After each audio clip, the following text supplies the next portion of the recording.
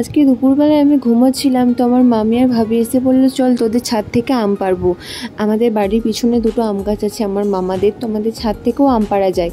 তো আমি বললাম চলো, অনেকদিন ছাদে ওঠাও হয়নি। ছাদটা এমন নোংরা হয়ে আছে, যখন মা ছিল তখন মা সব পরিষ্কার করে রাখতো।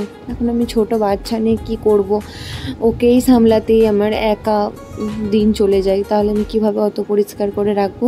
তো যাই হোক, দেখো মামি আর ভাবি এখানে আম পাড়ছে। এত আম হয়েছে, মানে এবছর গাছে ওষুধ দেওয়া হয়নি, তবুও এবছর যেন প্রত্যেকটা গাছে প্রচুর আম ধরেছে। আল্লাহ এবছর অনেক আম দিয়েছে সব গাছে, আমাদের গাছেতেও অনেক আম ধরেছে দেখছি। বিকেলের আবহাওয়াটা আজকে খুব সুন্দর ছিল, মানে খুব সুন্দর হাওয়া দিচ্ছিল। ছাদ থেকে দেখতে আরও বেশি ভালো লাগছিল। ওই যে একটা পুকুর, ওই পুকুরের পাড়েই আমরা বিকেলবেলায় বসে থাকি। এই যে বাঁশঝাড় আছে না, বাঁশঝাড়, আম গাছ, আরও অনেক গাছ আছে, তো ওখানটায় বেশ ঠান্ডা থাকে। যা গরম পড়েছে।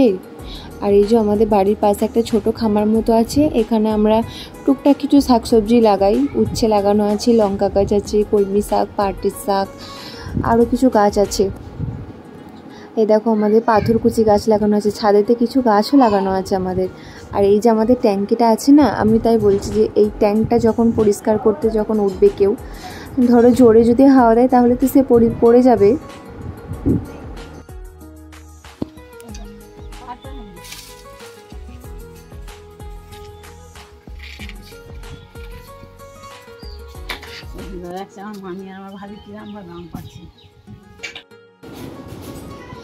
এদিকে আর একটা ওই যে আম গাছ দেখা যাচ্ছে, এটাও আমার মামাদেরই আম গাছ। তো দুটো গাছে মানে প্রচুর আম ধরেছে, আম খেয়ে উঠতে পারবে না।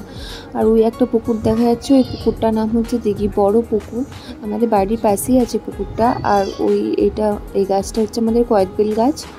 আর গাছে এই যে কিছু ঝাউ গাছ লাগানো আছে আমাদের ছাদে।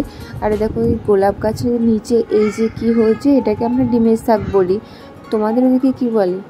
তো এখনো পর্যন্ত এতটা আম পাড়া হলো দুজনা মিলে, মানে আম অনেক দূরে চলে গেছে, পাওয়া যাচ্ছে না। আর তারপরে আমি লাঠিটা দেখছি, লাঠিটার যা অবস্থা, এই গজালগুলো ঢুকে গেলে কি হয়।